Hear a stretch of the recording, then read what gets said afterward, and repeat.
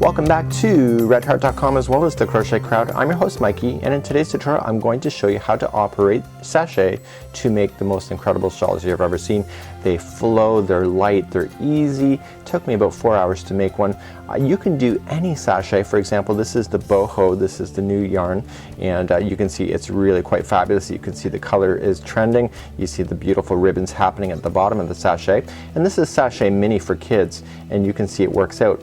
So I'm going to be showing you tips today on how to visualize this, because once you understand the concept, there's going to be no holding you back. So let's explore a little bit more about this right now. So here is a version of the shawl. It took me about 4 hours to make. You need 4 balls for the adult version, about 3 for the smaller versions. This is Sashay Mini, Sashay Boho. You can use any of the sachets. Now here's the first tip. You need to make sure that the first ball that you use that is going to be in the back of the neck area has no knots at all. So you're going to want to unravel one entire ball. Make sure there is not one knot, because when you see it like this and see it nice and flat, if you've seen a knot there, what's going to happen is that you're going to cut that knot out, but you will see a transition line that will be happening. Now there can be knots, and there was actually knots in one of the balls that I had here, but you know what, you don't see where it is because it's buried in here where it gets more rough layer. So that's just your first tip. Make sure that the first ball that you have has absolutely no knots, so that you can start from the back of the neck and get to row 4 without any issues of the yarn looking inconsistent. So you will notice that different sachets have a different look or feel to them, and for example, you'll notice that this sachet is deeper than this sachet. Not by much, but it's enough to make a difference, because it makes a difference on how it looks. Now you will notice that, see, when you pull it apart, that the whole work inside looks different than what's in this one.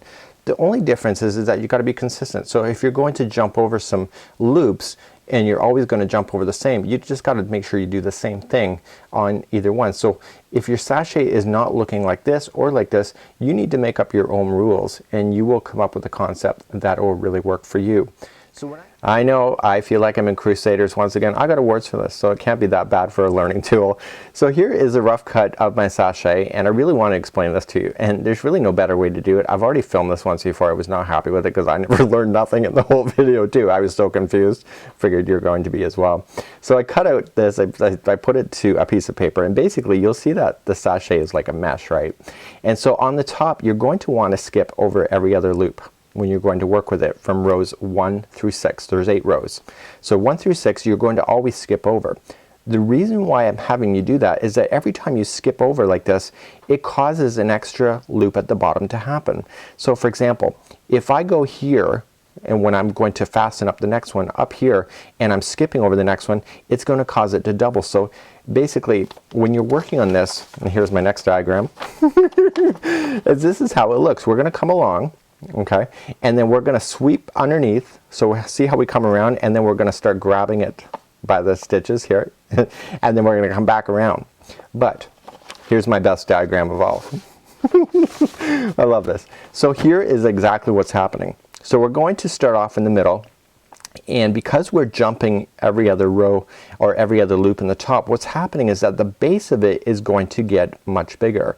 So in actual fact, every time you do one of these from rows 1 through 6 all the way down, you're actually doubling the width every time.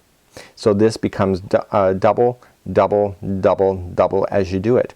So when you get to rows number 8 and 9, 7 and 8, what you're going to do is, instead of going every other one, you're going to go into every one instead. Therefore the bottom will not have an increase by 1, so it'll just be consistent, because you notice that when you get to the bottom here, it is going to be so big and so roughly that if you do any more you may look like a peacock at the end of it. So it's a really great concept in order to work it. You know, with these sachets you just got to pay attention to what loops you're going into and kind of make up the rules as you go.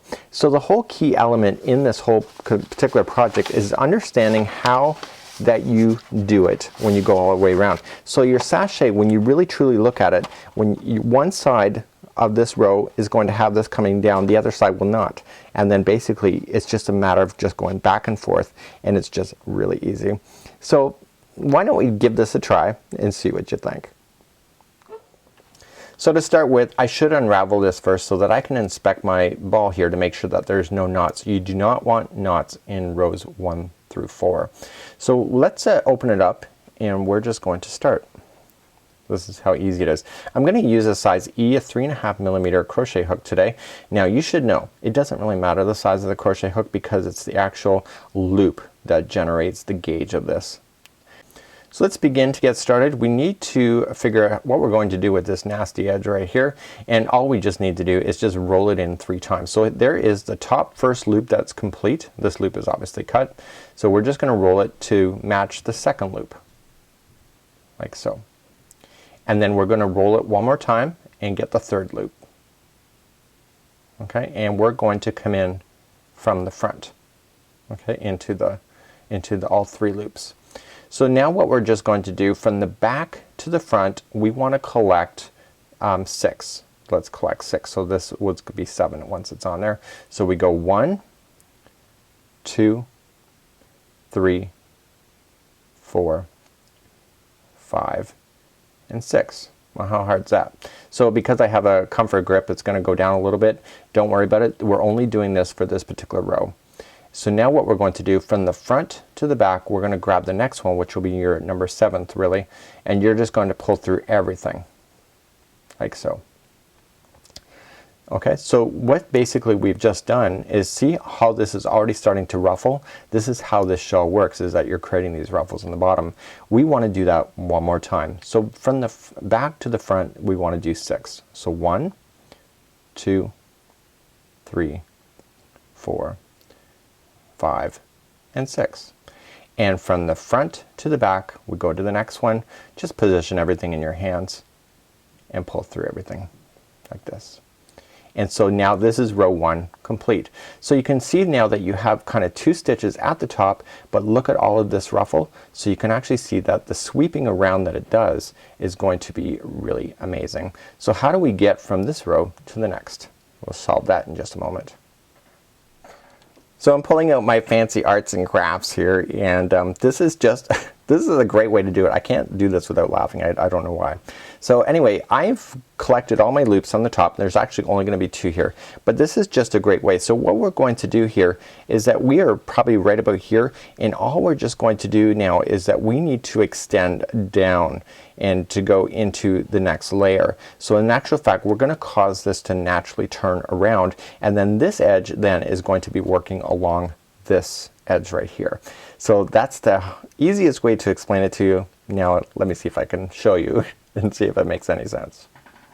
So here's where we are at this moment, and we have only 2 stitches on the top, but it doesn't really matter at this moment. And basically what I need you to do is to extend it like this, and I want you to follow this straight down to the bottom. Okay, so just follow it, just go right straight down, and I want you to insert your hook into the bottom loop here like so, and very carefully you just need to just kind of stretch this out and just grab a loop. So you're actually only skipping one and just grabbing a loop and pulling through like that.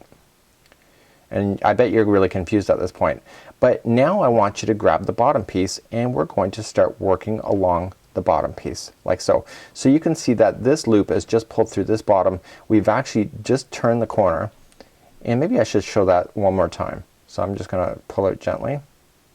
Okay, so going here we want you to look straight down. Okay, so just go straight down into the bottom loop. Okay, and then we just want to just extend the top. It's skipping about 1 loop and then just putting that onto the hook and pulling that through like so. Okay, so it's just really easy. So now I'm just naturally grabbing the bottom piece here. So when I'm grabbing through, I just look for the next available loop that's here. So I just want to insert my hook. So I'm starting row 2, insert my hook into there, and I just want to grab this. So you can see that this loop is part of the stitch that already is there. This is an empty, so this is where I'm skipping every other one and just putting it onto the hook and pulling it through as a slip stitch like so. I want to make sure that I'm not grabbing more than I need to, and that will happen because it is mesh. And so essentially I just want to open this up again, okay, and this is the next empty one. Just insert the hook, pull the mesh open on the back, you'll skip one, go to the next, and pulling through. So basically in the bottom we're going into every possible loop there is from rows 1 through 6, skipping 1 on the top end. When you get rows 7 and 8, all you just need to do is that you just need to go into every loop. So instead of skipping one here, you're going to just go into that one instead, and that will prevent it from growing. You will find by the time it gets to row number 7 that it's going to be so roughly, and it will fit you and it will look amazing. So if you want to make this any bigger, all you just got to do is keep on going and just make it as many balls as you want to. So you just want to make sure that rows 1 through 4 have no knots in the ball. And so I'm just continually working along. It took me about 4 hours to do my shawl complete from start to finish using 4 balls of the sachet. And how will I know if I'm done this round? So you can see that if I'm looking at the bottom base here, it's kind of going in a semicircle, and all I'm just doing is I'm just going as far as I can before the semicircle just runs out. See, there's really not a lot of science to it. So just continue to go. You will get yourself into a rhythm. I'm starting to find it now. I did my shawl about a month ago, and it's the first time I'm doing it since. You can see that it's really old habits come back really easily. So I'm just looking to where this is running out, and I'm going to go to the last loop that's available before the ribbon on the bottom ribbon runs out, like so. Again, skipping, and then I'm going to show you how to turn around again. Okay, so I'm going to the last one, like so. Okay, so I've got to the last one, therefore I've run out. So now row number 2 is done, and you can see now that I've just gone into a complete semicircle, just like so.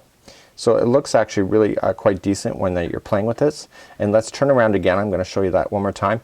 And because we're going back and forth, you will notice that the ribbons will be on one side for one, and then they'll be on the back side for the other. It doesn't really matter. It's just the way it will work out. So let's begin to do row number 3. So we've run out of stitches. So again, what we're just going to do is just pull it open and go straight down. So just look down the ribbon, insert into the bottom like so, and just grabbing the thing, just I'm skipping one loop, just grabbing the mesh again top, and just pull through that one there. And now let's just grab onto the next base. So that was how I moved down, and again it's just every other one going across the base of the ribbon area. So each one of the bases are different on different sachet products. Some of them are more roughly, or some are like this, very ribbon like. It's really kind of a unique look on how you want it to look. So when you're looking at sachet products, you might want to look at the base ribbon, because that will kind of determine the look that you're going to ultimately see. So if we're always increasing, then as we go throughout the rows, you're going to notice this is going to get bigger and bigger. Therefore it's going to take double time to get across one of these rows for each and every row. And thank goodness there's only 8 of them for the adult size, that when you're doing this. And the wonderful thing about this is that because it's so roughly, it will wrap around you quite comfortably, and you can also apply a shawl pin if you want to pin it so it doesn't fall off as well. Really easy. So you can see I'm just kind of working my way across, not really thinking about it, and I want to show you again once we get to the other side.